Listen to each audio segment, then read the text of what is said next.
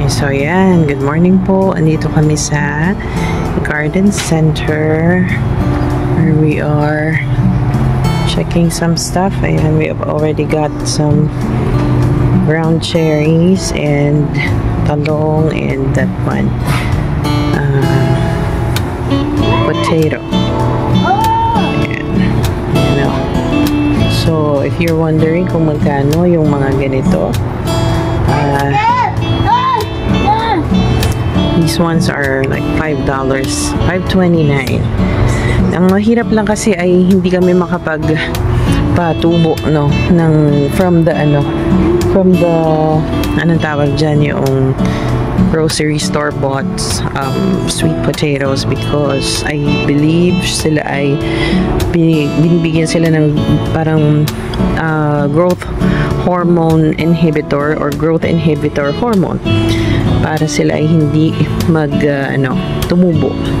Kasi nga ni-store sila. Ayan, may mga tinitinda pang ganito. Diba? O, $8.99. May gusto rin akong bilhin na bulaklak eh. Parang begonia siya. Ganyan yung kulay niya. Ganda, no? So, yeah. That one. And then, ayan. Mga hinahanap ko pa yung bataw. Before kasi nakakita ko ng bataw dito eh. Kaya lang ngayon wala daw silang tinda. So, ayan. Very sad. And so, ayan, may mga cosmos. Marami ng magagandang ngayon, flowers ngayon. Like, ito. Ayan, diba? Mga, tawag dyan. Kalimutan ko na marigolds. Maganda ang French marigold, no? Para, kasi may din siya eh. May capacity din siyang ng nematodes. Ayan o, ganda o. I think bibili tayo niyan. And then, pero yung mga French marigolds daw yon, yung pwede nating gamitin. So, kung kayo ay may problem sa mga nematodes, root rot nematodes, so pwede kayong bumili ng marigolds. Naman mga morning glory, more on ornamental. These are nasturtiums. Maganda din itong gamitin para kasi dinadapuan to ng mga insekto. So, imbis na sa halaman nyo pupunta, dyan sila pupunta. So, yan. Tapos, ito. Rudbeckia. Yan o. Ganda, no? Diba? Napakaganda. Itong area na to, yan. If you are wondering kung magkano yung malalaking ganito, so these are like $26.99. But I would suggest, okay, bumili ng ganyan kasi mas mahirapan niya, magsa-struggle pa yan eh. Bumili na lang kayo ng mga maliliit, no? Kasi lalo na kung nasa Canada kayo. Pag inilabas nyo yan ngayong panahon na to, medyo mahirapan pa rin silang mag-adjust. Lalo't malaki na sila. Of course, greenhouse ito. Yung environment dito and temperature ay kabing-kabi sa paglaki nila. Pero, once na na-expose na sa outside temp, yun, mahirapan na sila doon. Yan, yung mga ganyan lang na size. Even mas maliit, pwede pa rin. Tapos, yan, merong mga isahan na ganyan, $5.49. Pero, I would suggest ganito, ibili nyo yung pack na ganito. Kasi, mas makaka-adjust actually kapag mas maliit yung kamatis na itinanim natin. So, they have like, yan, Swiss chard. Yung Swiss chard, mas maganda din from seed mo siya. Yan, no? Yan. Dami, no? And then, let's have here mga ornamental. So, maganda. Punta tayo dun sa area na. So, kung binili ko, yan yung talong. Kasi wala akong nabiling seed. At saka parang ang hirap din, ang tagal-tagal mong aalagaan yung talong from seed. No? Yeah? And if you're wondering, may bata dito. Ayan o. Kasama ko si Jay. Say hi! Thank you. Ayan. Sinundo ko siya from school. Tignan nyo ito, ang ganda, mga vinca. So, these are vincas doon sa atin na. Ayan. It's so pretty. And then, what else? So, these are some usual flowers that they plant here. So during springtime and the summertime, ang gaganda ng mga ganito. Kikita nyo yan, mga naka-pot na ganyan, nakahang. Dito sa city namin, namin ganyan, ano. Ang ganda no, mga begonia, no? Ito. Yan. So, kung bumili ng ganyan, pero siguro pag ano na, pag nanalo kami sa loto. Diba? Yeah, siguro isa yan sa pinapangarap kong maging ano, pagka kami nanalo sa loto, magkaroon ng greenhouse. Tingnan nyo naman, oh, napakaganda, diba? Oh, look. Tapos ito yung mga tomatoes. Pag nagtanim kayo ng tomatoes, magtanim kayo ng iba-ibang klase like cherry tomatoes, beef steaks, ganyan. Pero usually, cherry okay naman na din. So, we have like watermelons and cucumbers and zucchini. But I would suggest from seed na lang ninyo silang itanim yung mga cucurbitas na, because it's like ano yan, yung mahirap sila pag tinransplant. Yun, hirapan sila sa ganun. Eto, actually gusto kong bumili ng onion, kaya lang ang lalaki naman, oh, magkano ba to? $7.99, ang mahal naman din. So baka hindi na lang din.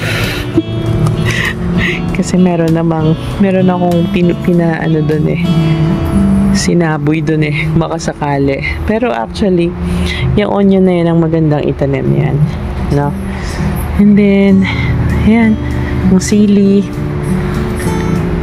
dito, pag spring, hirap din. So, summertime yun na lang din ilabas. May sili naman din ako doon. Ang hinahanap kong sili ay pang sigang.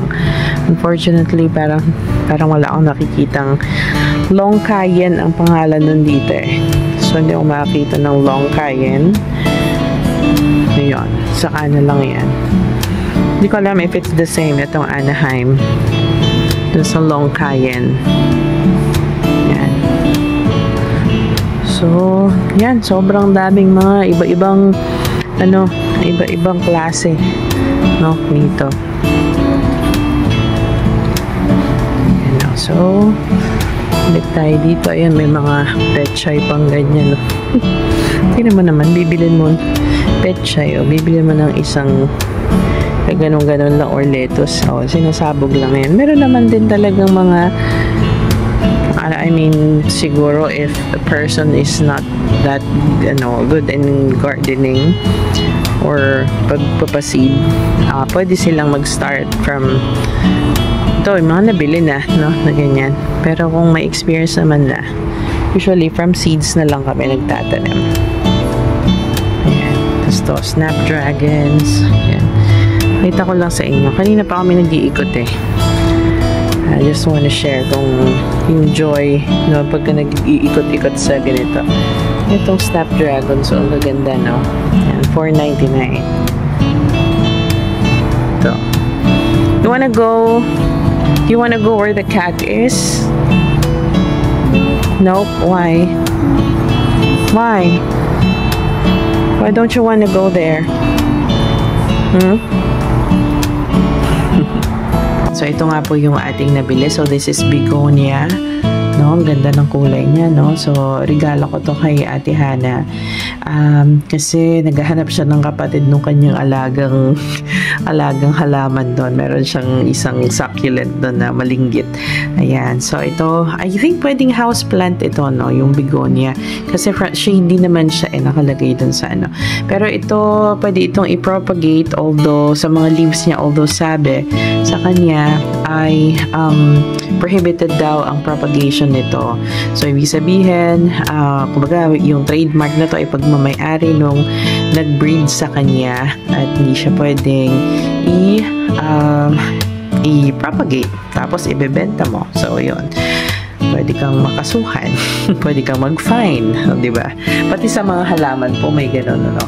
And then, ito naman yung isa. So, mura lang kasi ito, kaya binili ko na. Hindi na ako bumili nung naka-pot kasi parang, yung parang naka-cells na, na marigold. Kasi, ang mahal din niya, parang pwede ka namang bumili ng ganito. Ang dali-dali lang din naman ng marigold, no? So, para sa akin, no, pwedeng bumili ka ng mga seeds, pwedeng sa ganito. Ito kasi, ang tatagal nila talagang palakihin itong ground cherry tomatillo na yan. At saka ayan. No, Aunt Molly's ground cherry pala to. Tapos, talong. Ayan, ang babagal lumaki niyang mga yan, no? So, papakita ko lang sa inyo, no? Yung aking tinanim na ground cherry. Ayan, no? Ang linggit-linggit niya. Diba? Napakatagal. Siguro yung ganyang kalaki, mga 3 buwan na yan, no?